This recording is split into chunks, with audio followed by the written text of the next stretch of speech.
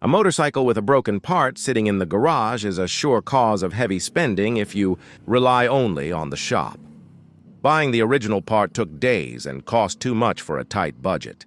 He transformed the situation using simple materials he already had at home, adapting each piece into the right spot.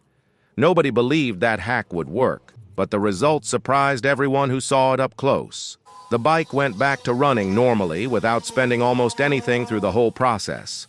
A brilliant idea any rider can apply on their own.